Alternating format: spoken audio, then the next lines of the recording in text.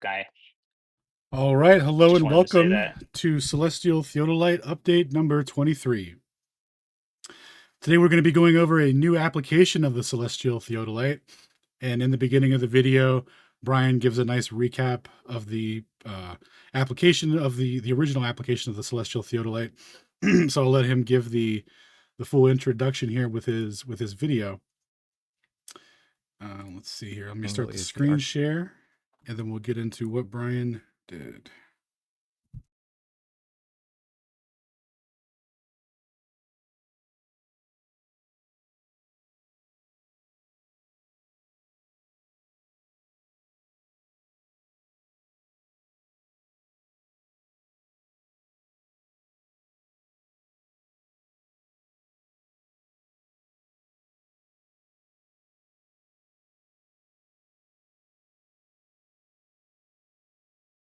All right, so yeah, brother, it's that time again. Yo, what up, Gally? So this is introducing a new application for the Celestial Theodolite here. I'll let Brian take it away and explain what he's got going on. Hello, this is Amazing, and I'm going to present a new application for the Celestial Theodolite today. But first, let's recap what it is for those who don't know. The Celestial Theodolite uses observations of stars setting behind mountain peaks. By noting the exact second where the star was no longer visible, you can then consult an astronomic almanac to determine the uncorrected angle to the star at the time, as in not influenced by refractive and other optical effects. By forming a right triangle at the base of the observed mountain with the other 2 points at the observer and the mountain peak, the geometric angle to the mountain can be easily calculated using basic trigonometry, where the angle is the arctangent of the height of the peak minus the height of the observer for this vertical distance divided by the ground distance, which is also going to be equal to the angle to the star from the almanac. It is interesting that the physical angle to the peak of the mountain comes out the same as the almanac angle to the star, despite there being no allowance for Earth curvature in the calculations. Most of the observations are done at long enough distances away that the amount of ground curvature would be significant. When the calculations are done using globe math, and that accounts for the curvature, the numbers are off by the amount of ground curvature present. Refraction, the bending of light due to the changing density of the atmosphere, has to be invoked to compensate for that difference, bringing it back to where it would be without the curvature. The following celestial theodolite measurements have been made to date, sorted by observation distance. The farthest one done so far has been to North Peak in Colorado, with a distance of 130,000 meters. But instead of discussing stars getting occluded behind mountain peaks today, let's try something new and completely shatter the current longest distance observation, which is going to be 7.7 million meters, which is 60 times the furthest record to date. And here's what we're discussing: solar eclipses. A total solar eclipse occurred on April 8, 2024 in the United States, with totality lasting from 4:30 p.m. to 8 p.m. UTC time, and that was 4.5 minutes at any one given location. Noteworthy cities along the path are Austin, Texas, Dallas, Texas, Little Rock, Arkansas, Indianapolis, Indiana, Toledo, Ohio, and Rochester, New York. The path was going from the southwest to the northeast. And then, of course, the sun and moon are traveling from the east to the west. And the reason that the eclipse path travels from west to east is because the sun outpaces the moon, swinging the shadow around as it passes. The reason the path of the eclipse travels north is because the sun is getting farther away from the moon, making the angle of the shadow down to the ground more shallow and thus farther reaching. So now we've got to understand the eclipse. Where to begin? First, I want to understand why the path of the eclipse shadow would travel to the north. So the first thing to do is study the movement of the sun and moon in Stellarium, which is a planetarium app showing the position of the stars for a given location and time. Starting at the farthest point for the eclipse shadow, I drew a great circle route to the moon. Then at intervals of 1 nautical mile, which is 1/60th of a degree of longitude, I used Python to calculate the latitude and longitude coordinates for each of those interval points. I also recorded the observer's altitude angle to the sun and moon, which excludes refractive effects. And then I plotted the angle versus ground distance for both the sun and the moon.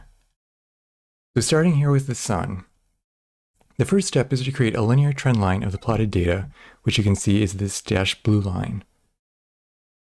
And the R value is high, indicating it's a good match, or close to 1 rather. The slope of the trend line gives rise over run, so the slope value of -9 e to the -6 has units of degrees per meter. Vertical is degrees and the horizontal is millions of meters. When we take the inverse, 111,000 meters per degree, and then divide by 1852, which gives us 60.038 nautical miles per degree. This is close to the expected 60 nautical miles per degree, where the sun drops by 1 degree for every 1 degree of distance traveled. Going back to this 111,000 meters per degree number, if we multiply by 360 degrees to get the circumference, and then divide by 2 pi, we get the radius value of 6.3 million meters. This is close to the 6371 radius for the Earth value, which is what we'd expect. But now when we go to the moon, something interesting happens. If we generate the trend line like before, this gives us 9.13 e to the -6 degrees per meter. We invert to get 109,000, and then when we divide by 1852, we get -59.1327 nautical miles per degree. Most unexpected. And then when you continue the math out, that results in a smaller radius value of 6.27 million meters. So putting this into perspective, when starting with the sun directly overhead and traveling 5,400 nautical miles, or 90 degrees longitude, the sun drops down to 0 degrees. For the moon, however, we only have to travel 5,300 nautical miles, which equates to 88.7 degrees longitude for the moon to drop down to 0 degrees. Putting it another way, if we see the sun as if it is traveling along a celestial sphere with the radius of the Earth, then we see the moon traveling along a similarly slightly smaller celestial sphere.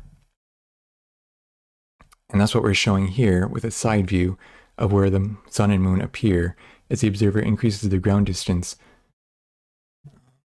So the scale is millions of meters in both directions. And with the sun, it's at the 6.3 million meters, the moon's 6.27.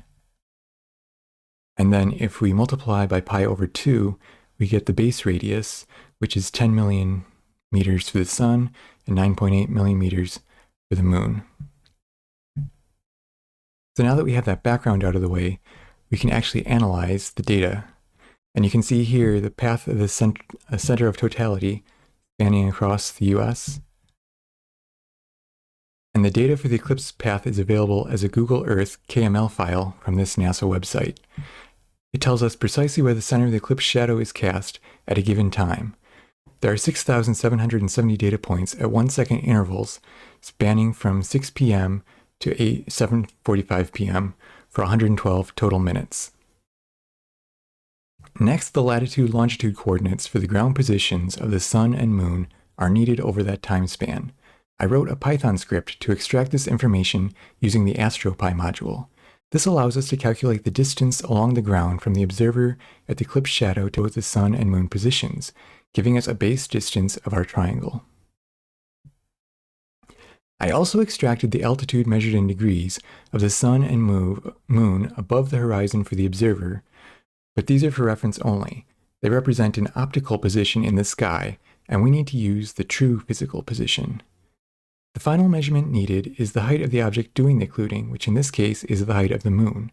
What we're going to do is assume the moon is fixed at the 6.27 million meter height we found earlier, and assume it is only an optical effect that causes the apparent position of the moon to drop in the sky as we get farther and farther away from it. The following table summarizes the known and unknown parameters. So first we have the center of the eclipse shadow, latitude and longitude, which we got from the data file from NASA. Then comes the observer elevation height, where we can take those lat-long coordinates and upload them to gpsvisualizer.com, which will export a CSV with the elevation data. Then the sun and moon ground position latitude and longitude, which is generated in Python. We have the ground distance from observer to sun and moon, which is calculated using Haversine from those latitude and longitude coordinates. The height of the sun and moon is what we looked at earlier, and we're going to assume a fixed height over the observation period of 112 minutes. There's the observer angle to the sun and moon, which is generated in Python, but we're not going to use it because it is the apparent position. And then finally, the physical occluded angle from observer to sun and moon, which we don't know, but we can solve using basic trigonometry. Our assumptions are as follows. Number one, the sun and moon are at different fixed heights as they travel east to west. We'll consider any change in height negligible over the 112-minute observation window. Number two, assume the physical positions of the sun and moon are in a direct alignment with the position of the observer. That is, drawing a straight line from the observer to the physical location of the sun is going to intersect the physical location of the moon. Third, the light from the sun to the moon, and likewise the shadow from the moon to the observer, is going to follow a straight path, where refractive effects of the light are negligible. Since we're using physical and not optical positions for the sun and moon, optical effects do not apply. And lastly, no corrections are going to be accounted for ground curvature. And here are the objectives of the analysis. Celestial theodolite calculations generally involve calculating the height of the mountain peak using a triangle of the physical geometry and then comparing to the known height in order to evaluate the measure of success. Lacking certain key measurement values forces a different tactic for this analysis. In this case, over 6,000 data points are available to analyze, so instead, success will be measured in regard to consistency across the full dataset. We don't know what the height should be, but can we consistently calculate the same height across all the data points? These 6,000 data points aren't simply a similar measurement taken over and over again. Since the sun and moon are moving in the opposite direction as the eclipse shadow, the distance is constantly increasing from 2.6 million meters to 7.7 million meters, which is an increase by a factor of 3. Likewise, the altitude angle from the observer to moon drastically changes as well, going from 70 degrees down to 19 degrees, a change of 51 degrees. And then the azimuth to the moon sweeps out 140 degrees. The observer latitude changes 30 degrees, and the observer longitude changes 60 degrees. The observer elevation is fairly consistent except for this mountain range over Mexico. So the key parameters vary quite a bit over the data set. Now let's get into the actual analysis. The first step is we're going to assume the height of the moon is fixed at the 6.27 million meters number we found in section 2. H moon equals 6.274 million meters. Step 2, calculate the occlusion angle using a right triangle where the base is equal to the ground distance from the observer to the moon and where the height is the moon height. So the occlusion angle becomes the arctangent of the height of the moon divided by the distance. Step 3, we're going to make another right triangle from the observer to the sun using the same occlusion angle from step 2. And since in a solar eclipse the sun and moon are lined up with each other to cast a shadow on the observer, we can assume the angle from the observer to the moon is the same as the angle from the observer to the sun. So now we're solving for the height of the sun, where our equation is height of the sun equals distance of the sun times tangent of that occlusion angle. And that's all there is to it. So now we just have to perform this calculation for all 6,700 data points and then calculate average and standard deviation values. The average comes out to 6,374,000 meters, which is very close to the 6,371,000 for the Earth radius. And then the standard deviation comes out to 6,200 meters, which is less than 0.1% of the average, which indicates the data is highly consistent. This is showing the height of the sun plotted out for all 6,000 data points, and the result is very flat. This is versus time. We can also show it versus distance. And the key point to consider here is we're actually starting the eclipse here, and the distance gets smaller and then gets bigger. So it's actually going over itself exactly, and it's so perfect you can't see it. So if you're thinking the reason it looks so flat is because the amount of globe curvature at this scale is negligible, then let's take a look. It most definitely is significant, which you can see here is 4 million meters at the end, which would be very significant compared to the 6 million meters of the sun height. And since we didn't have to account for it in the calculations, that is very telling.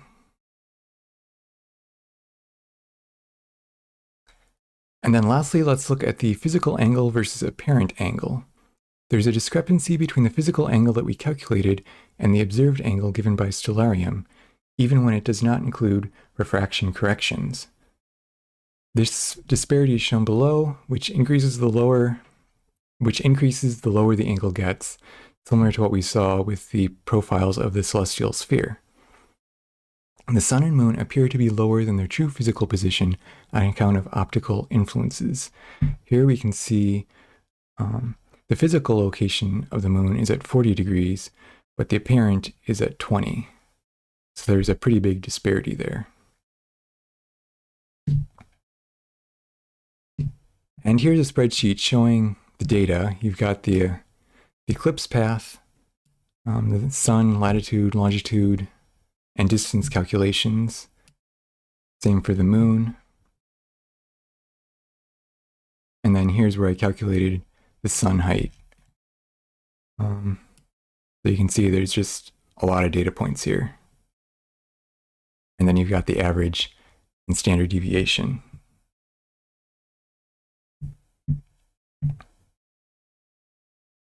So in conclusion, the relationship between the sun and moon during the total solar eclipse can be modeled out with very basic trigonometry while maintaining good consistency for the duration of the event. It is not necessary to make any corrections for ground curvature, nor to correct for refractive events diverting the path of the sun's light. This study does demonstrate that there is a difference in the physical position of where the sun and moon actually are located versus the apparent position of where we think that we are seeing them due to optical effects. Even the globe model agrees on this point. This raises the question, is the ground beneath our feet curving, or is it the sky that appears to curve due to the nature of how our eyes perceive it, notably with the same radius value at which the Earth supposedly curves? I leave it as an exercise to the viewer to draw their own conclusions, but this only scratches the surface, and there's so much more to explore. And then let's briefly go over some things I have here in the appendix. So if you're wondering about moon height over time, here it is mapped out for 2 months, with the eclipse happening here at April 8th. And it is changing by about 10,000 meters over that duration. If we zoom into the period of the actual eclipse, you can see it's going from 535 to 570. So it's less than 40 meters change, so not very significant. And when I plug the numbers in with the varying moon height, the average number for the sun height only decreases by 1 meter, and the standard deviation decreases by 10 meters, so it's not that significant of a change. It's wild. And then earlier we were talking about the 88.7 degree longitude change for the moon to go directly overhead to drop down to 0 degrees. So here we have an observer directly under the moon at point A, and then at point B is that 88.7 degree longitude difference, showing what it would look like on the globe model. And since we have a right triangle here at point B, it's just a matter of taking the cosine of the adjacent divided by the hypotenuse. So you can see the math here, and it comes out to 275 million meters. Now we're told that the moon is 350 to 400 million meters here in this range, and what we're getting falls a bit short. And then lastly, you might be wondering how you could solve this same process on the globe, where you're solving for the sun. The guys in 24/7 are really it's stupid. very similar, but you have different triangles. And then in this case, you're actually Why were accounting they for should do the this? Earth curvature.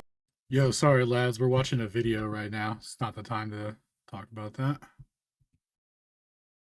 But feel free to join in the video. We're almost at the end here. And then Brian can answer questions.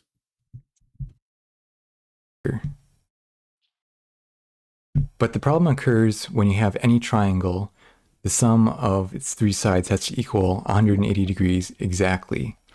And so if I assume the minimum distance to the moon of 350 million meters, what happens is this distance to the sun angle and the observer angle, those two alone add up to more than 180 degrees, so it's not possible to make a valid triangle, and it doesn't work.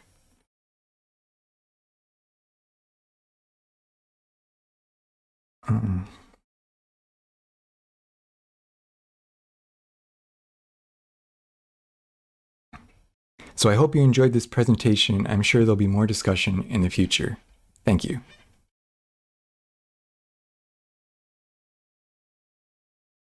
Yay! Fantastic, Prezi Brian.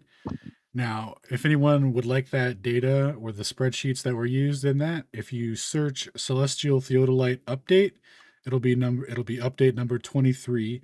So if you click on that, it'll take you to the uploaded Excels for that, and then also a link to the PDF version of what was just transcribed there. So everything that he just read off one-to-one is also in a PDF here on the Obsidian for the Celestial Theodolite under the Eclipse section. So definitely check that out. That is awesome, Alan. Thanks for doing that, man. That's amazing to have that all available for everyone. Oh yeah, dude. No worries. No worries. And then there was also some guy in the YouTube comments he shot his shot at trying to refute what was being put down. So Brian graciously took some time out to answer everything that guy had in the YouTube comments. So if you go here and this guy, For Clay, whatever this guy is, this For Clay guy, he had a bunch of questions and comments in regards. So he went through and answered all of these. Some of them are kind of like, not worth reading really, but anyway, you could go through and read all of these to get answers to some of the questions that were put forward in there. But yeah, it'll be interesting to see what the globularist proponents put forward, because as you went through the analysis, Brian, you stated that you weren't going to make any allowances for curvature. You were just going to analyze everything as is with the angles. And what you were getting consistently was that the sun and moon, the path of them traveling above us is always parallel to the ground. And at no point is it, deviating due to, going under going around a ball. Is that right? Let me make sure you got permissions to speak here. Testing. Oh, yep, you're good. You're good. Yeah, that's correct. I mean, the globe projects constant height above the Earth too, so fairly constant at least. I do have a question. What's the entire point of doing this presentation? Trying to show how much it matches with the flat Earth, and then just throwing in the admission that it doesn't actually match, and you have a mismatch between the physical location and the optical location, and you just don't know why. If the entire point was how accurate this is, then what's the point of pointing out that it isn't accurate at the end? So there was a sentence I didn't read at the very end, saying it probably would work with refraction, but I didn't want to take the time to do it, because if you just crank the refraction knob until it works, I'm sure it would work. I mean, you cannot just crank up refraction how much you want. You have to actually derive it from, physical values, physical refraction coefficients. Different materials have. The air has a specific one, the glass has specific one, and we happen to be surrounded by the air, so we have to use the one for the air, right? Well, I'll tell you what, I posted all my data. Feel free to do the calculations yourself, but it was more effort than I cared to invest into it. Okay. Want me to tag you, Embo? I'll tag you. And not to mention. Sorry. No, you're good. Go ahead. You were first. Yeah, I was just gonna say, to say that you have to actually have, physical something, physical to be derived for the refraction calculations, you can't just arbitrarily, add them in. Well, that's not necessarily true, right? It's basically a curve fit formula, and depending on the angle, it gives you the coefficient because, they treat the air, they don't treat the air as dynamic, right, as it is in reality. So there's that. But that has nothing to do with what he was saying, though, right? He plotted the sun height as level over the level plane. That's what he used the South Theo to do. So that question about refraction was just nonsense in the first place, but interesting nonetheless. I was going to say on If top you of have- that, I was going to say real quick on top of that, the physical process of the occlusion is what causes the occlusion anyway. And as noted here, everything was plotted using the true position. So using things that affect opticals like that wouldn't be, wouldn't be appropriate for the analysis anyway. So like if you would like to do your own though for the apparent position, that's totally up to you.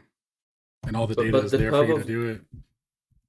But the path of the eclipse is a result of the optical location, right? Because it's a matter of light being blocked by the moon from the observer's perspective. So you could place the physical position of sun and the moon in an infinite number of random places you would just randomly select, and for every one of those places you could crank up refraction the perfect value to give you the same results as predicted on the globe. But that doesn't mean you made it work on a flat Earth. That just means that you observed a mismatch between flat and reality, and then you calculate how much magical refraction you cannot explain. You would have to add to this to make it work. It just doesn't work.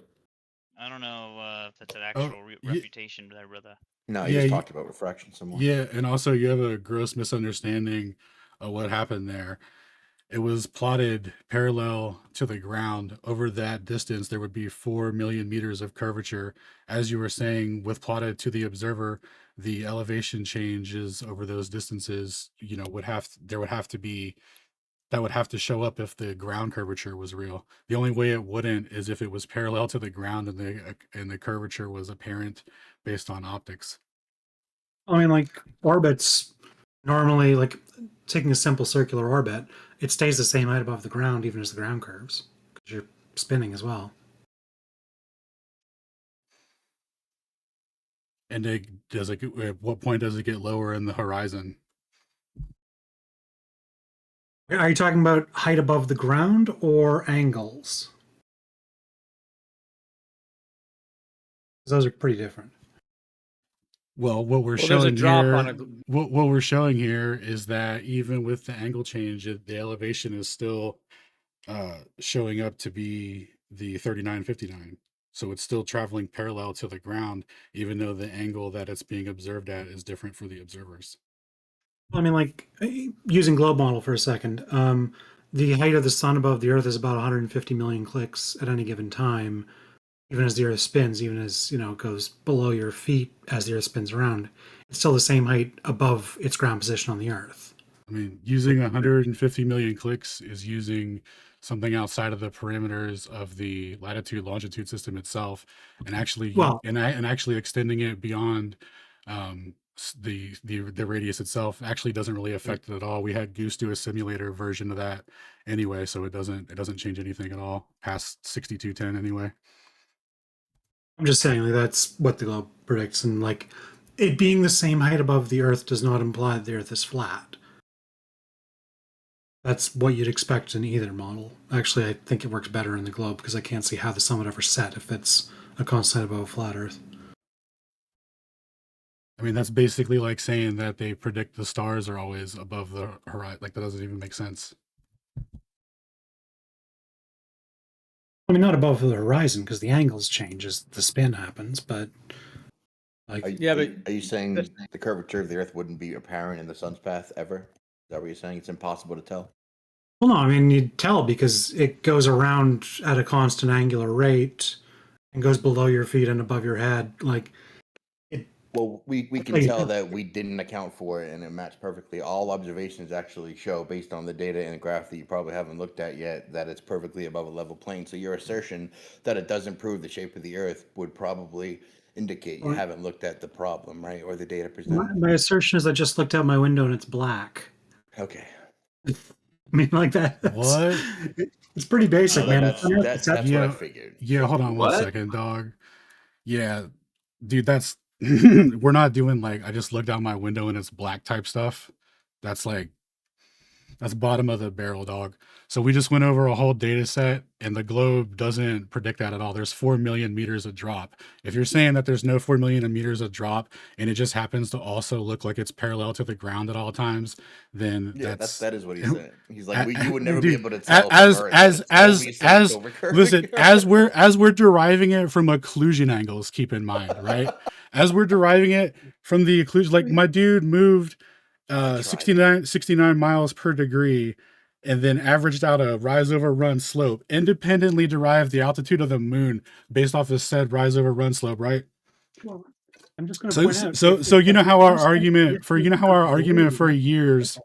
Hold on one second, dog. The constant distance per degree is a circle, not a flat plane. Dude, the constant thing over a circle doesn't even hold up over every degree. It's only in a certain section. Well, if it doesn't work, then why are you assuming it? Oh my god, dude. You're bringing up different points, dude. You're bringing up day and night, and then the path. Those are separate. Because yeah, go ahead, Alan. Bringing up separate things and interrupting me in the middle of what I'm trying to say.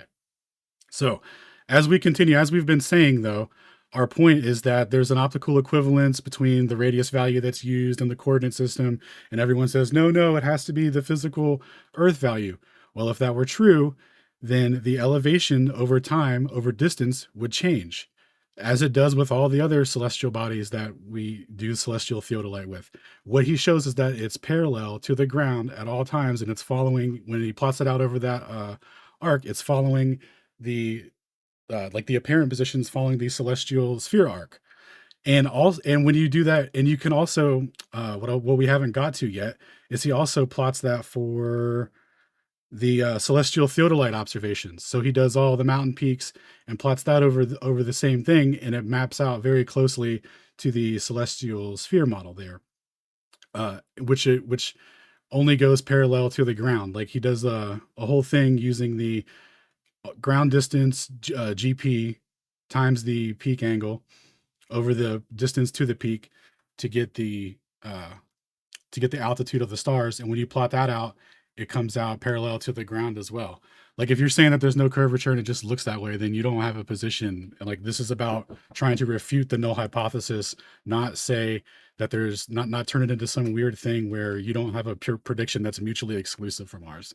But anyway, go ahead and continue. Feel free to respond. And then we're going to take questions from other people. And I have a couple of questions for Brian myself. The only comment, well, I don't know, what AlanSpaceAudits, were you going to respond, or is that how you pronounce No, it? I just said I don't want to monopolize. If anyone else wants to jump in, then feel free. Well, I was just going to say briefly on that last topic. The thing is you were talking about the rotation and all that on a sphere, but that's the whole thing. The rotation of the sphere essentially is the curvature. You know, on a sphere that is curving, if you were on the surface of said sphere and it's spinning, then you're on the curvature rate, the 8 inches per mile, basically. You know, and that is what is not appearing in the actual, what he presented. Like the actual drop that would occur because the fact that you are on a curved surface, that you yourself are actually moving at that curved rate on a sphere in relation to the angles. So that's why I think you'd have to address that directly if you were going to. Well, I did address it in the end. And what I would say to that is, how do you know if the ground's curving or if the sky's curving? Yeah, and I wanted to ask you, so bro, that was amazing, dude. I'm going to watch that again. That was excellent. That was awesome. So kudos, and that's just cheers. That's amazing work that you're doing there. I just wanted to ask, like, could you tell us a little bit more how you think like the 3959, 3,959 mile, the claimed radius of the globe Earth, and the 6210, which is the claimed arc distance from the equator to the North Pole, and how those numbers, how the 3959 and the 6210 work into this, and what your thoughts are on that. 3959 is in miles? Yeah. Is that correct? That's so that'd be the 6.3 million meters. Exactly. Yeah. Yep. That's the. Yeah. So, so basically, if you have a celestial sphere, can you scroll down, Alan, to the last? Yeah. Can you zoom in on that? You get some visuals in chat too. Yeah, so the 3959 is just the height of that celestial sphere. And then as you get farther away from it, it curves down towards the ground by optics, making it appear to set. And then when I plotted the stars, which you can see are the orange points, you can see they trail off because they're lingering. Kind of like they're receding into the distance rather than actually going around ball curve. Yeah, yeah. And those are so the 3959 you're saying stays a radius as it arcs down optically? It stays the same distance, the 3959? No, it actually increases to about 10 million. I don't know what that is in miles, but that's like factor of 1.8 or something. What about like you know how you can see like the other 6210 number? So from the equator to the North Pole on the globe is claimed to be 6210, 6,210 miles. So the fact that like Polaris sets when you get to the equator, do you think that the distance is actually 4,000, like this 4,000 mile, or the in terms of when it sets, or you're saying a little bit more? Or Yeah, I was is wondering it, about or is the. it the 6210? Because you can see Polaris from the equator kind of thing. So yeah, what are your thoughts on that? I was wondering about that myself. So to apply the different equatorial radius versus polar radius, that would basically mean the celestial sphere has a different radius depending if you're looking east-west versus north-south.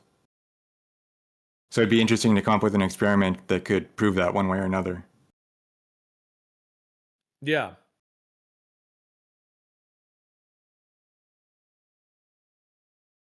So like when the sun is setting, how many in miles away do you think it is? Is it that 3959 when it's setting, or is it the 6210 when it sets? So if you scroll back down to the bottom picture, Alan. So what I would say is the path of the sun starts at that 6.3 million at the top, and then it's just going straight across. But then you see it appear on the blue line. Okay, so optically, yeah. And then so that's the globe right there. It's the optical. You're saying it's not that we're on a globe, but a globe essentially is that curve of the optics. Now, why does it do that curved optics? Is that what you're saying? Like, why is that? You have any thoughts as to why it's doing that? Essentially, Shane has talked about that related to like the aperture of the eyes and that sort of thing.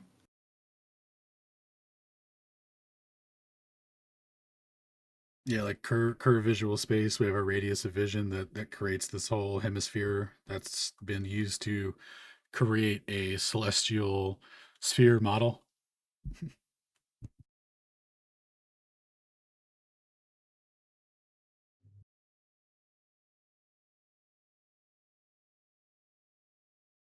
have you seen this? Okay. Can you see? Can you see where we're at in the chat? The live stream one text. I'll tag you in it. La Amazing. That's a great name. So Gleam made this, and it shows the 1 degree per 69 mile within like a planar matrix.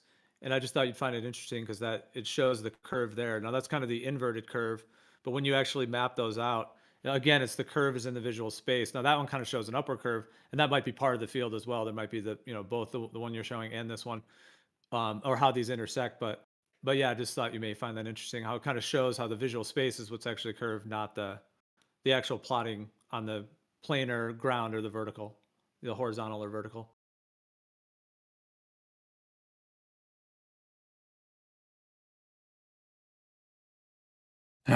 The old optical curve mistaken for Earth curvature. Classic rookie mistake. Yeah, classic mistake, completely baseless, made-up physics that has no demonstrations in a lab compared to just deriving angle relationships from just what kind of relationships spheres tend to have. Like you can test this with any sphere, that when you move a camera on like a basketball, it will have a linear relationship to angles to surrounding things. That's much too long to be a quip, bro. You gotta work on that.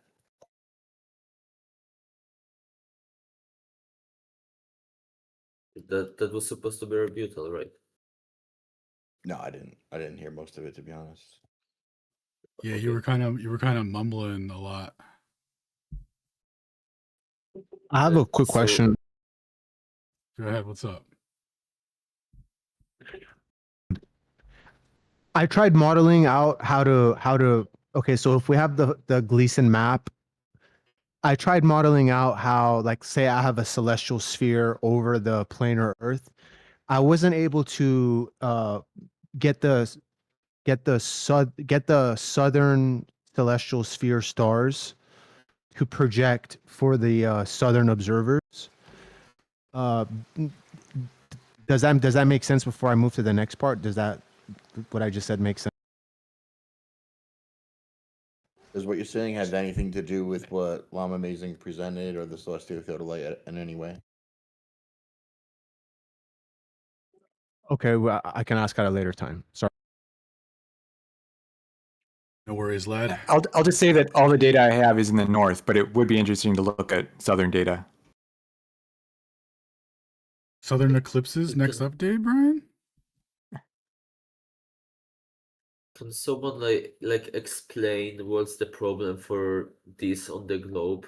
Because the graph you have right now on the screen, it just shows a linear relationship between an angle and the distance to the ground position, and this is exactly what we would predict on the globe, assuming that the distance to the object like the sun or a star is very, very far, that it can be assumed as infinite for all practical purposes. And this is basically what's demonstrated here. So the problem with the globe is if you map out the triangles and don't account for any refraction, the angles don't make you don't get valid triangles. So now if you did include refraction, you probably could make it work, but I haven't done that. So was the problem if refraction does exist in reality and you didn't account for it? Like, okay, you didn't have time, you didn't want to, but in that case, why would you even present this at all? Just admitting that you didn't account for an important factor if this has no bearing in reality where this factor exists. So the beauty of what I've done here is I've done these calculations with absolutely zero correction factors and gotten an extremely low standard deviation, less than 0.1%. So if you want to do correction factors for refraction, it's just hard to know exactly what it should be. It becomes very subjective. So I didn't see that as a valuable exercise.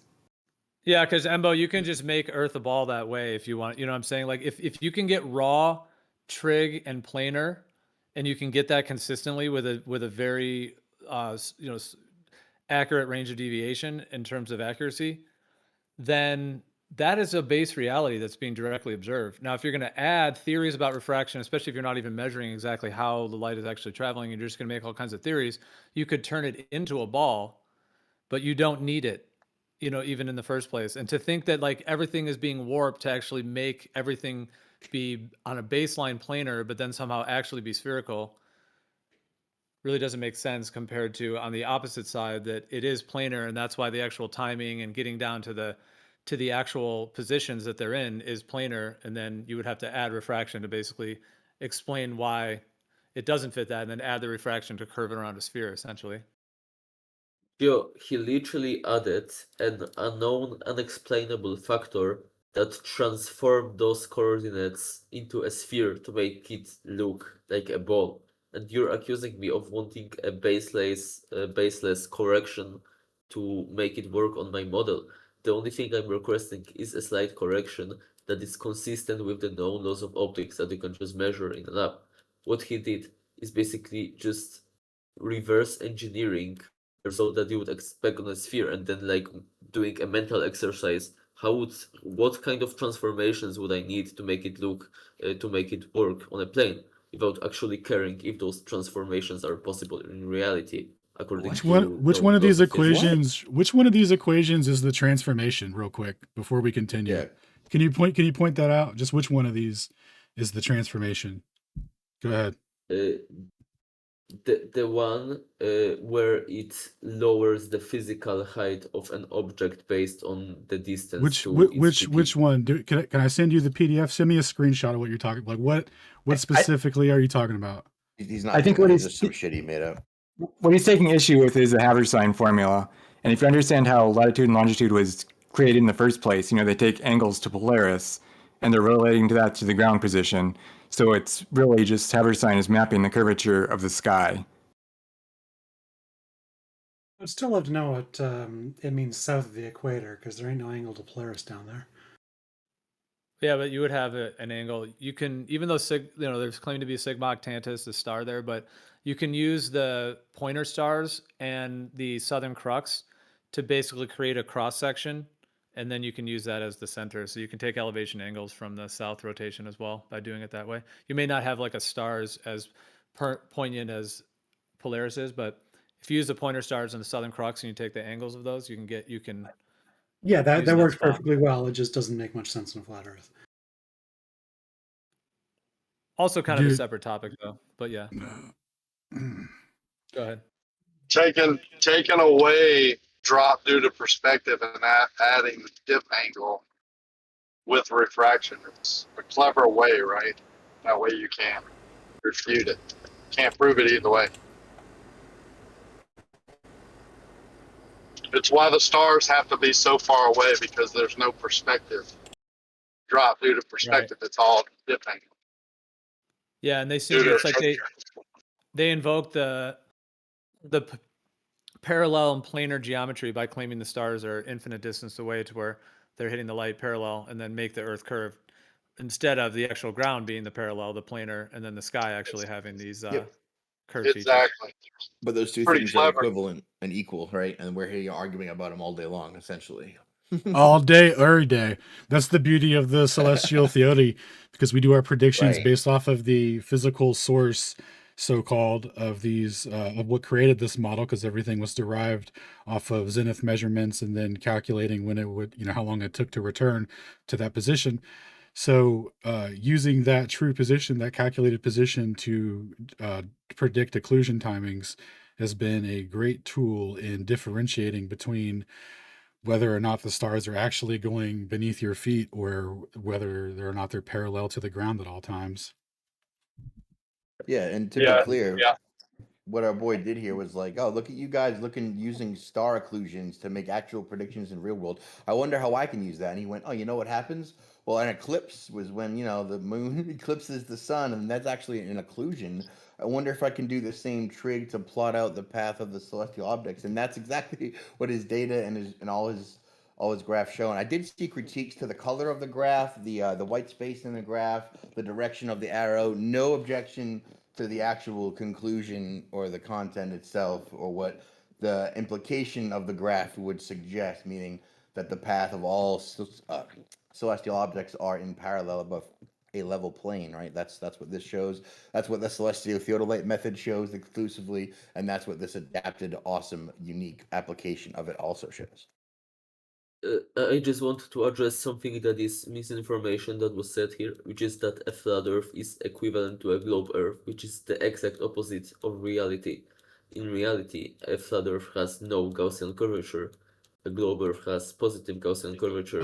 And what that basically means is that you cannot make an isometric transformation between each other, which means you cannot transform one into another without distorting the distances and the angles between different points. The most simple fact is that you cannot make a plane out of a ball without cutting it somewhere. So there will have to be a point, in fact, a set of points, a line, a circle, whatever. Depends on the transformation, where you wouldn't be able to go from one point to another anymore, because they would be on the opposite side of the flat Earth. And this is what happens with Antarctica on an AE map. On the globe, you can get from one point in Antarctica to another very quickly. On the flat Earth, they are on the opposite sides of the Earth, because it doesn't loop in every direction like a globe does. Yeah, nobody is arguing the placement of the stars is based on the spherical coordinate system. We're arguing that it's abstract based on the hemisphere that you observe. That's what it's the same either way. What Gio was saying was that it's an equivalence between parallel light and a curved Earth, or you can do with the flat Earth equivalent with perspective inducing with the changing angles to Polaris. Those two observations are equivalent.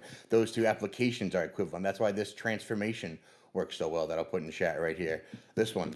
right? It's got both. It flips it. It's got all the angles to Polaris, then it has the curved Earth, and then the flat Earth angles. They're equivalent. They're expressions of the same observation. That's what we're saying is equivalent. I don't know what you quibbled on about the map if you- transformation, where we know that this is spherical coordinate system, latitude, longitude is hemisphere observed, spherical calculated, and it's abstract. What you'd have to do is tie that specifically to the curvature of the Earth in physicality, which you have to do through geodetic datums and ellipsoid models, but we all know how meridian arcs get measured, etc. When you said. have a claim that goes against all of the known laws of physics, and my claim is simply an application of the laws of physics that are testable and repeatable, the burden of proof to show that the phenomenon isn't caused by your made-up explanation that has no evidence outside of just like begging the question, then it's not my burden of proof to prove that, right? Hey, hey, hey! Real Because you quick, made up your what is conflicting our set of explanation? physics. Can you steel man our explanation? Yeah, real quick? your explanation Go is ahead. that visual space curves, and that makes the light beams curve between the source of the light and the observer that receives it, and makes objects appear at a different angle than they would geometrically according to known laws of physics. And there is no evidence for that outside of the very phenomenon you're trying to explain out, which means it's circular. Thank you. And can I point out one problem with Shane's video too, which is that No, we know no, you can't, that John, when because you- we're not done yet. No, well, 'cause- that's right. You don't want to because- hear from me. No, Well, hold on. No, that was to be responded to. I was he put it back to Alan. I was replying to Ibu there. No, specifically John, you can go now. how the data was Okay, all acquired and what it implies with the occlusions. What is the process by which we're deriving all this from? Because you keep saying that you keep bringing this back to the globe and the globe this and all. Do you understand what we derive this under? The true positions I versus know. the apparent positions? Yeah, And that you there should be assume- and that there should be an elevation change over distance like there is for everything else. And the fact that there's not, Yeah. you can't turn around and say, oh, that's actually also just fine, blah, blah, blah, laws of physics. What laws of physics are being violated here, bro? These are empirical observations and triangles. Fermat's- So Fermat's Pythagoras is, principle. hold on a Fermat's second. principle, So you ask me a one, question and hold, to answer the question. yeah, you're not going to answer it in the middle of me fucking finishing my stuff. So Pythagoras' theorem was violated earlier. We were talking about that, where when you try to plot these out on a globe, you get an angle that exceeds, or you don't get a valid triangle there. So that was violated. Like, what laws of physics do you think were violated? Go ahead. Fermat's principle, which states that light takes the path of the least time to travel. What? What? Do I Yo, have to any, repeat myself? yeah, no, don't Yeah, bother. John, go ahead. What's up, buddy? That's principle of least action. It's pretty well understood in modern physics that that's how things work. I can send you some YouTube videos if you like. It's actually pretty interesting if you. Yeah, that doesn't have So- anything to do with the occlusion and the non-elevation No, it was change. Just No, a that's jerk. exactly. that's- it's jerk. like That's Carl, literally. Oh yeah. Fermat's principle describes no elevation change and it just mimicking a flat Earth. That's what it describes. Well, That's it tight, describes dude. So definitely send me why- that, please. refraction happens. Like that's. What's being refracted here, bro? We calculated this off of true positions. Do you guys listen in? You guys You're live in using there. Go ahead. Beams of light to figure out true positions. Those beams of light are refracting. Like that's. We've been saying this since like day one. It's pretty. No, but basic. that's not what's happening. It's not an optical. It's not optical in the way you're thinking of it. That's the whole point. So all I wanted to point It's out the is actual that, positioning of the actual objects above the ground in their actual, like, in terms of the actual timing. I mean, you know what the celestial theodolite is? I don't even know if you know how familiar you are with it, but when you get the actual timings, you're getting the actual, like, it's like the internal architecture of the actual system. I know you guys assert that, but it doesn't make any sense that like all of a sudden the light magically like refracts and then doesn't refract and then refracts. Like it's based on basically the celestial theodolite is a way for you to trick yourselves into thinking you've got something. All right, so real quick, Goose used the old method of, like, you know, calculating it through stellarium and timing it perfectly and figuring out what it was. So literally predicted the occlusion, and like other people have done this based off of these principles. We're using the physical like occlusion.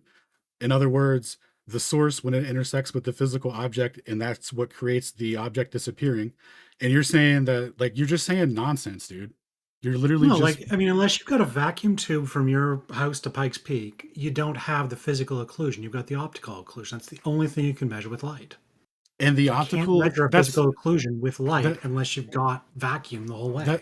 that's why we reference where the star's position was with respect to the peak, because the peak's either going to be at a lower elevation or a higher elevation, and that means when the star isn't premise, visible yeah. for us, then that's going to be at that same corresponding elevation. That's the whole premise of it. I mean, the occlusion happens when the mountain's visual position and the star's visual position are the same. Incorrect. the It happens when definition. their physical positions intersect. No, when their optical positions intersect. It can't be their physical positions. You have no way Okay. to measure their physical positions directly. You can only measure it optically. Oh, no That's the way. core problem with Oh, the no whole way. celestial theodolite. No, it's not I'm the arguing core about problem. this. It's not. Okay, it's the core problem, you say, buddy. It's the foundational principle. How could it be the core problem if other people have gone out under using these principles and predicted measurements? Jesse even went out and did it under the same principles. So, I mean, so your hold on. method will result in numbers. So hold on a second. Dude, you're not going to interrupt and say that your result comes out in numbers. It comes out in specific numbers that end in a mutually exclusive outcome to determine which model is correct. And in addition to that, we know how high the physical elevation of the mountain is. We can do basic trig to determine these mutually exclusive angles. So everything you're saying here is really just trying to hand wave dismiss everything, and it's like a big nuh-uh. You haven't provided anything of substance to refute the actual what's going on here. So you're saying it's nonsense, but we can predict the angles, we can derive our location, we can derive distances, we can derive the elevations of the celestial sphere, which is the optical equivalence of what we've been saying the whole time. You're saying it's nonsense, dude.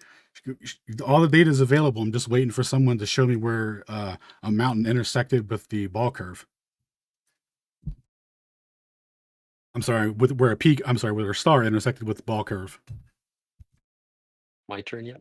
Yeah, we could shift to John or someone else. Well, can I just say, yeah. Well, did he have a response, or Alan? Did you want a response from him, or should we shift? Oh, I mean, dude, if he can, like I spoke for a while, he can say something, but we'll move on to John after. Go ahead.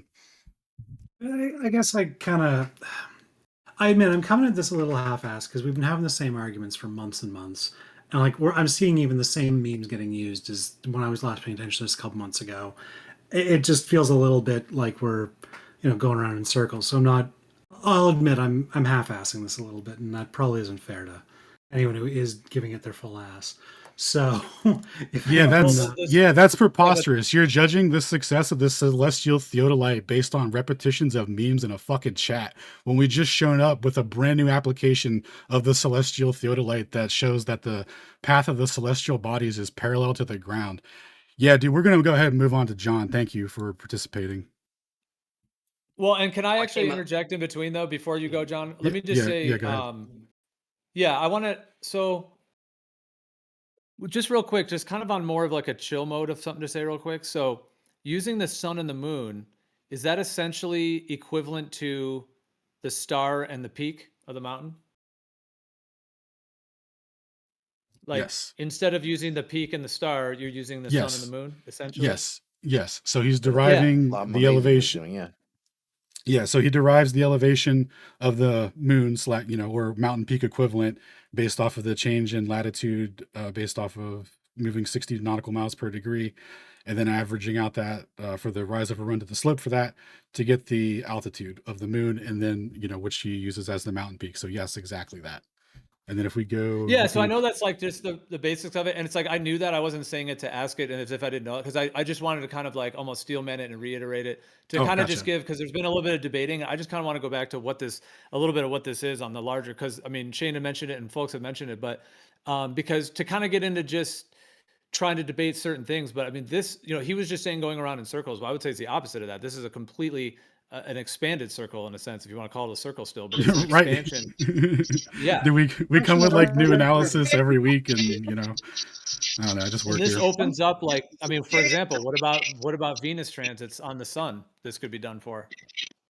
Could it be done for that too? Even though I That's feel like like there a could be. smaller I event. feel like there could be some sort of application for that. How about ISS moon transits or whatever they call the Ooh, ISS? We use it for that. ooh, dude, we gotta get with Piezo. Oh, Piezo's done some hefty work on doing trig with the ISS, and it does not look good for the globe.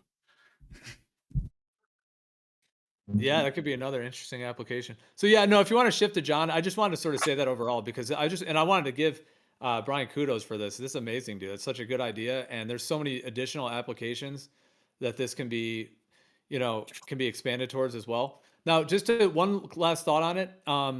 Does it essentially assume that the sun and the moon are physical objects?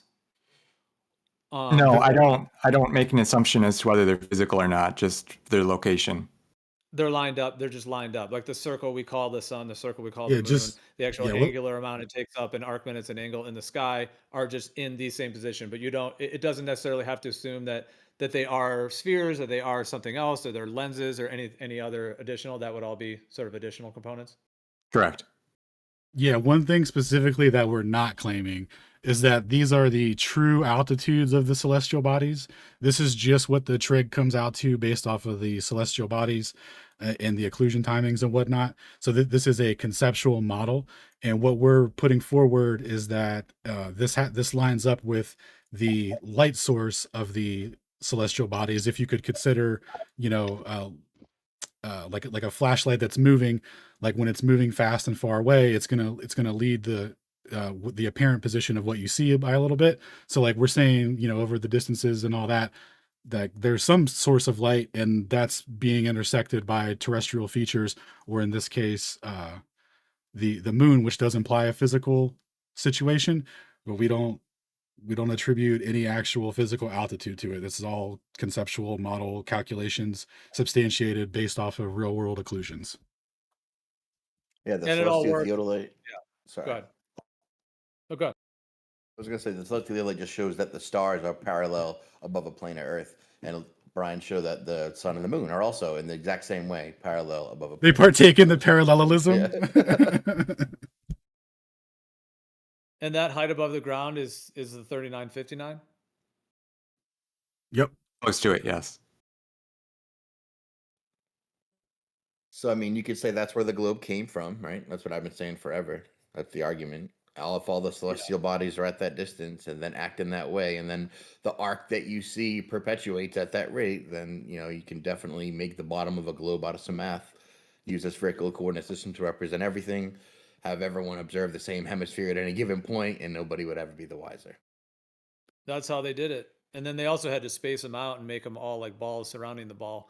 And when you do that, then you have to put them in certain distances to kind of equate for their time, which is just like an inverted mathematics. But yeah, that's how they pulled it off. Yep. And then you mark down, you make the actual map, you mark out the celestial sphere, and you make that a true position, reference epoch, and off everyone goes, referencing the same star position and across the whole plane. Can I ask a question?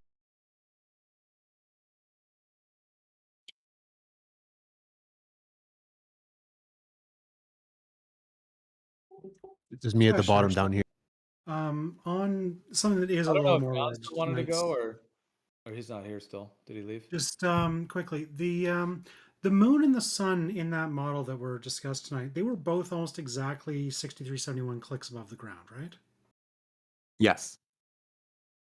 So in the case of an eclipse, like, were they exactly the same height, or was there like a little bit of difference between them? Like how close were they? I believe the ratio is 1.016. Okay, so within 1%, so within like 60 clicks. Okay. Yeah, I guess I was just thinking if they're too close, then they might even run into each other in that model. But I think 1% might be enough to keep them apart. They're effectively the same distance from us then, no? I mean, yeah, that is what tonight's presentation was suggesting. I mean, obviously, I don't agree. Absolutely. And then also That's exactly last what it week, would suggest. Yeah. I'll see if I can find the link, but Goose made that awesome Desmos model where it compares the celestial sphere model on a flat Earth to the globe, and you can see that past 6210. There's like you can say that it's 93 million miles away or whatever, But after you get past 6210, nothing matters. It's the same. It's effectively infinite, you might say. Oh Can I yeah, ask a quick question? I would say that. Sorry, yes, go ahead.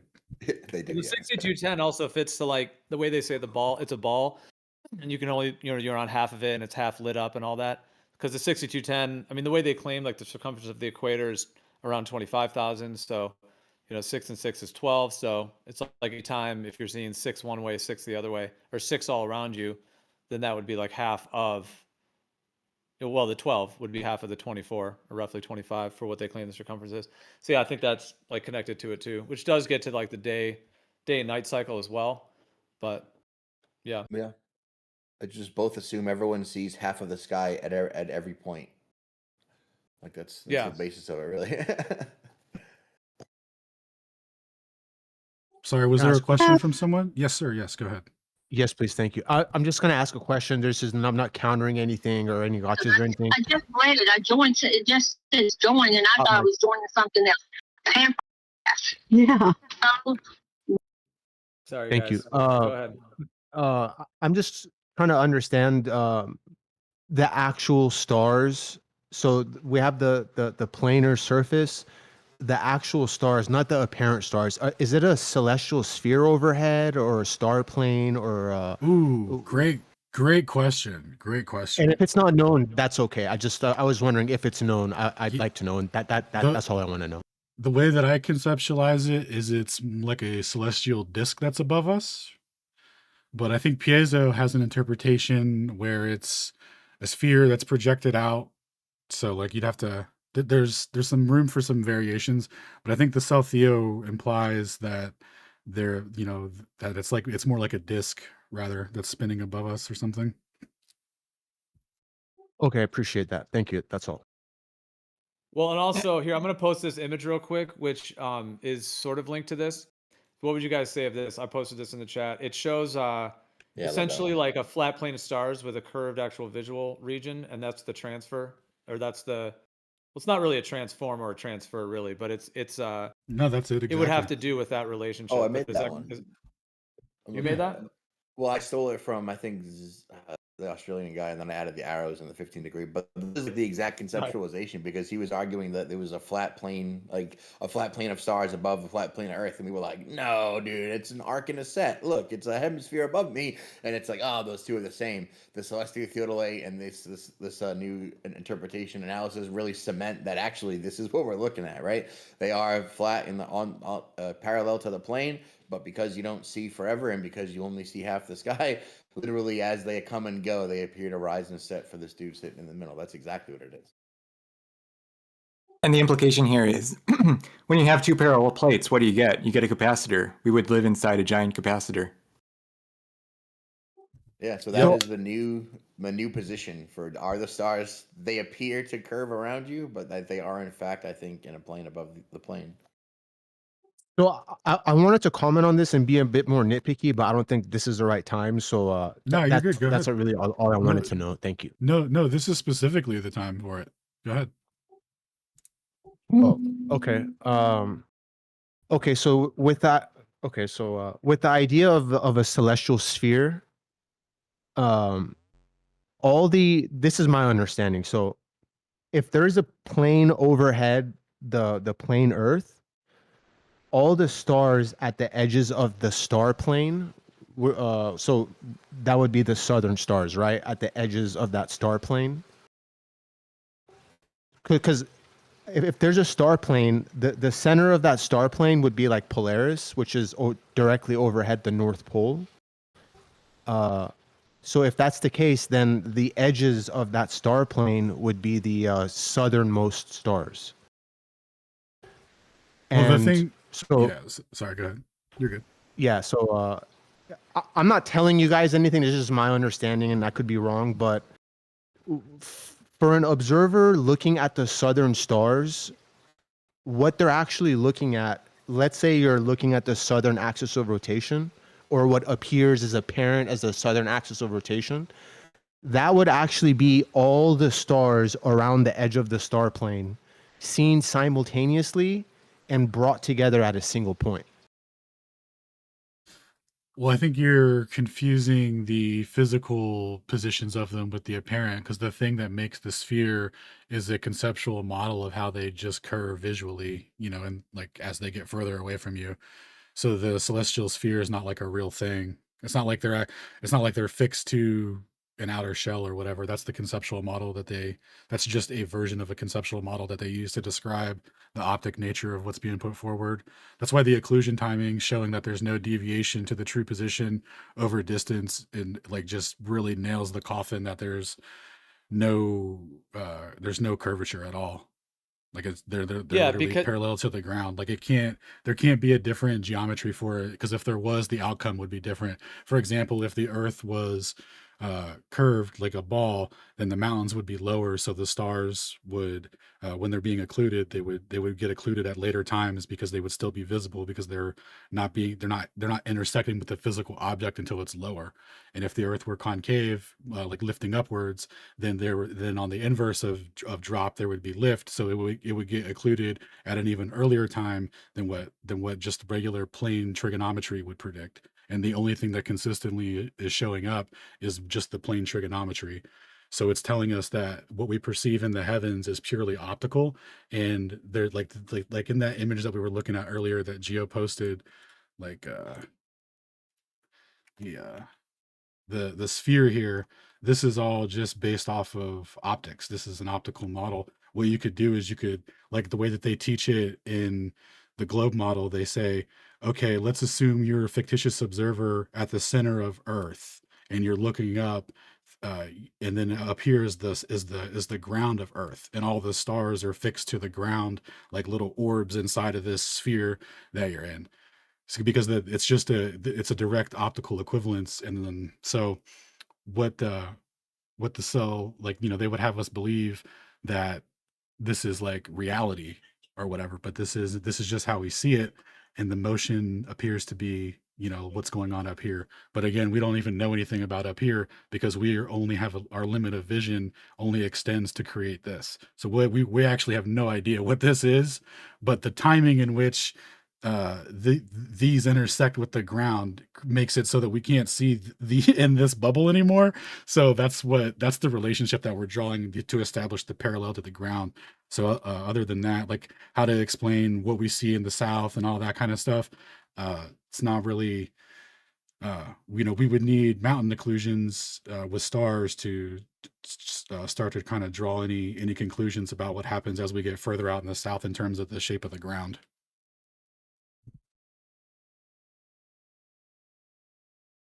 I got you. I would really be like interested to go into further detail whenever we like really definitively do the Southern Hemisphere stars. I don't want to take up more of you guys' time on what all we've covered. So, Yep, no worries. Thank you. thank you. well, but so to have a planar like Earth foundation, like water and Earth overall having that planar foundational geometry, whatever the stars are, wherever the objects are in the sky, it would make sense that they would, like in terms of the coplanar. I'm not necessarily putting forth the argument myself right now. I'm just saying it would make sense that you would have, like the way you have a GP, a ground position, a GP, and just the consistency of them, the way they're like clockwork. The way that like the Big Dipper is going to be, if you're right under the Big Dipper, like 23 hours, 56 minutes later, it's going to be right above you. And so, because if you have a planar surface, you couldn't, I mean, unless the stars were like holographic or something else where they were like appearing in, in some other way, there's really,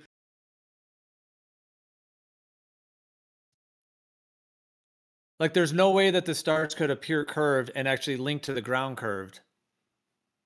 You know what I'm saying? Like if the ground's planar, there would have to be an equivalent angle directly above and at every angle to it above a planar surface for it to actually work geometrically with having that. Now you could have a huge curved one, maybe like a larger curved dome or something that would have a slight curve to it, but I'm talking about the amount that we see, in our local range of vision. So like you couldn't have local range of, realm vision that were like limited that matched up for everybody, fully, if you know what I'm saying, like in that way to where it matches with the ground. But if you have them planar, if they're actually planar, then you could have consistent positions as they're moving, and then it would just be optically viewed in that way. And then you're kind of invoking the parallelity that they claim, like the parallel light rays from the globe. You're actually getting that from parallel between ground and sky. and then the actual curved realm in which you're seeing it from, and then that's what they invert into the globe. Yep. Either the ground's curving or the sky's curving by exactly the same rate for both. Are you saying that they wouldn't be able to establish ground position relationships relative to the lattice on a globe?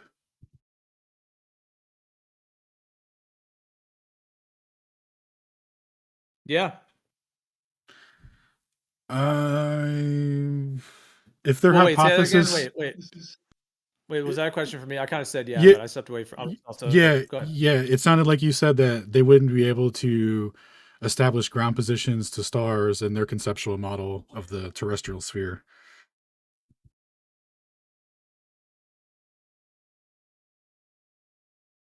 I could be mistaken. That's what it sounded like. You said it wouldn't work for them, but it would work only if it was actually planar. Well, yeah, I'm trying to think deeply on that. I'm pretty sure it would be equivalent either way because they're just taking a zenith measurement whenever it goes overhead. So they could definitely do that. If you assume the stars are, well, I think I was kind of linking in a few things. So like in the globe model, when they assume the stars are like, and I was kind of fumbling through my words a little bit too, so I didn't maybe say it exactly right, but well, it's like they claim the stars are all parallel because they're so far away. But like you were saying, that 3959, which they claim is the radius of the globe going to the center of the ball to the outer edge of the ball, that's how they treat it. That's really the visual space that you see in. And they just say that beyond the 3959, it's just light years, basically. So Yeah. and then the parallel. But yeah, and then I was kind of linking saying, well, if the stars actually are parallel, then over a planar surface, that would make sense. Now you have the coparallel. Instead of coplanar light rays from light years away, you're actually just having the coplanar level of stars above the coplanar ground. And then the curved part would then be how it's viewed, in the interim. So yeah. And then I was just kind of linking that to say that if it's only viewed as curved, but isn't actually, in terms of what's actually planar, then that would also make sense because like if we all have our own personal dome of vision, like do the stars actually move with us? You know what I mean? And are changing, or is it actually just optical? And in reality, they're just coplanar. So I was just kind of thinking another thing is that if you had smaller little hemispheres, yeah, that wouldn't work either on a plane unless, if they have those consistent GPs and then getting to this timing and the angles of it indicates that, that looks to be the base architecture. Yeah, I will cut in and say one thing. In the globe model, there are definitely things between 3959 and effectively infinite. Like the moon's 250,000 miles, for example. Geostationary satellites about 36,000. Things like that. There's not much in the way of big celestial objects that are easily measured from anywhere, but there are definitely things that can be measured at different heights all through the spectrum. Nice. Yeah, I hear you. I was talking about the stars, but yeah, I mean, stars. Yeah.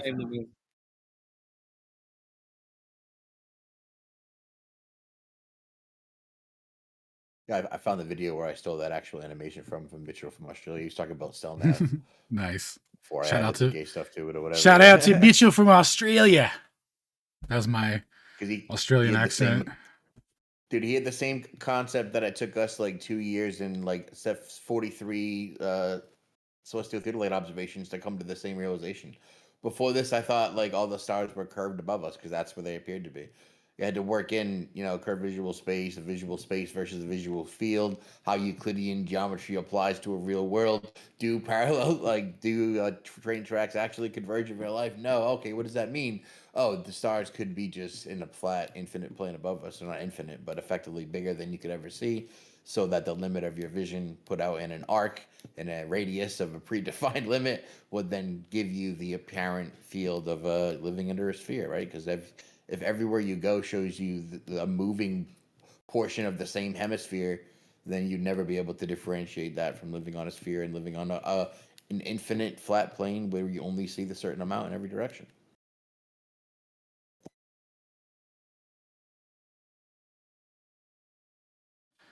Yeah. I was going to say too with the, yep. No, if no one's going to add to that, well, I hear you on that, and that was well said. But I was going to say too, to one of the things Alcides said, so you do have like local, like GPS lights and things where they claim are, local, but they claim the moonlight is essentially hitting the Earth parallel as well. So the moon is like the closest kind of celestial thing, there's not like some man-made, object or whatever. And because like doing Eratosthenes between sunlight and moonlight, it should be different on a globe. Yeah, I mean, if you get like opposite sides of the Earth and measure angles to the moon, you can get some parallax, like fairly easily measurable, but like you need a fairly long baseline for most practical purposes. So like you work with someone in Australia and make it happen, sure, but like you want to be like a long way apart in order to get a baseline big enough to notice with normal household tools. So does anyone have any actual refutations of like the actual math and observations for this in terms of the planar timing? Like, does anyone, just to bring it back to that, maybe, or does anyone have any actual refutation for it? Solar eclipse occlusion by the moon, predicting the same celestial object path above a flat plane. Yeah, let's hear answers to that. No, that'll be awesome. But yeah, we could definitely, this is new information, new application dropping on everyone. So we'll give it some time to marinate for the boys and disseminate to the elite globular all stars and see what they come up with next week. But next week, Shane had a really awesome idea for the format where we go over each individual measurement and go over objections and contentions to them and see what all we can agree on and what we disagree on before we move forward with each measurement, and just kind of go over and reiterate. I appreciate everyone participating, and although some efforts were lesser than others, maybe next week there will be a redemption arc, and everyone loves a good redemption story. So we'll see you guys next week. If you have any questions, comments, or concerns, please highlight me and I will respond with any data or whatever you need to help you get it all figured out there. I'm going to go ahead and wrap up for the night, lads, if there's nothing further.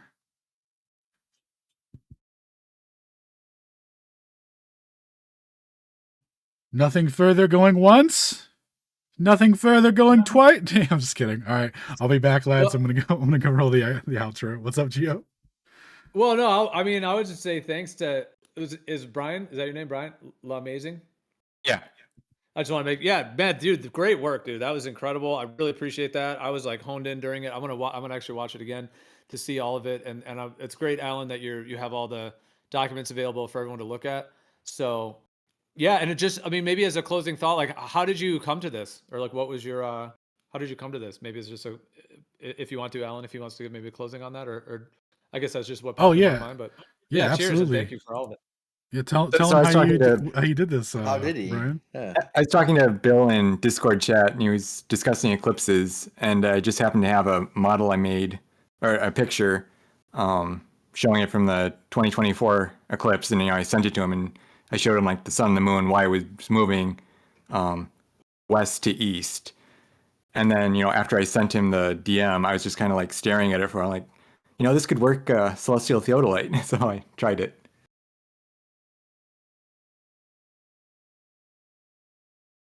Right on, man. That's awesome. That's awesome. That's great to hear. Yeah, it's a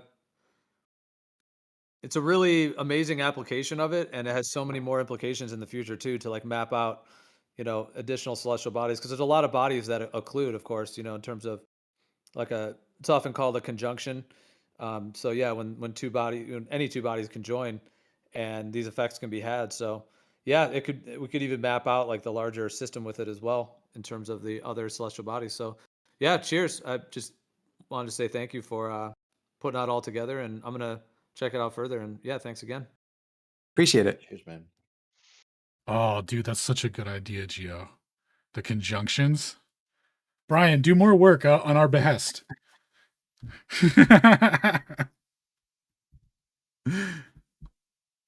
Yeah, because there's anyone all the else- other, like, you'll have like, there'll be like a Saturn Pluto conjunction, like whatever Saturn and Pluto are. I'm not saying they are balls out there, whatever, but the celestial bodies that are Saturn, They and are Pluto, for sources of example. light. If they conjunct, we will occlude and make triangles with them. The thing about the solar eclipse is where the shadow is, the exact location. You don't really know that with conjunctions of just random celestial bodies. Ah, Oh, that's a good point.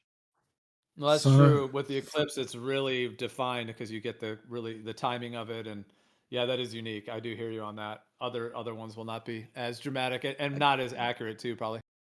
For sure. Willy-nilly selfie-ing the whole sky, I guess. Okay. We're just gonna self-theo the whole thing, dude. All right. I'll be back. I'm gonna go close out. All right, thank you guys for tuning in to this week's episode of Celestial Theodolite. That was update number 23. Tomorrow night we're going to be going over a review of Shankland and the Ether. Oh shoot. Oh shoot. Let me projects. Sorry, I'm going to do my outro over here too because I'm going to promo what we're going to do for this Friday because I'm doing a relativity prezi on Friday here. So for Tuesday, we're going to be reading the Shankland paper over on Ether Cosmology, and we're going to be reading the Thomas Roberts paper that supposedly refute the work of Dayton Miller, who continued the Michelson-Morley style interferometers experiments, and he used different elevations, different materials for the interferometer, different types of shielding, etc. So we'll go over what the mainstream best they could do to muster up to refute these measurements, and then Friday, I'm going to be giving a presentation at, I think it'll be at 8 p.m. Let me double check. What time is that? 10 p.m. on Friday. I'll be giving a presentation at 10 p.m. Eastern, that is. I'll be giving a presentation on the history of wave invariance, and it's titled Relativity Theory Doesn't Exist. That's a pretty big claim, and to understand what I mean by that, you have to show up to the Prezi. But if you're a relativist or know a relativist or know some relativist enthusiasts or people that think they like relativity, invite them and have them come and learn all about relativity, because as we learn about the etheric framework from which relativity is derived, we will learn about relativity itself towards the end there. So we'll learn all about the history of both paradigms. So it'll be an interesting Prezi there. So tune into that on Friday. And then this coming Sunday will be Globebusters, where Mana Stone's going to be presenting on his version of the etheric model, I think. Right? Nice. Thank you guys.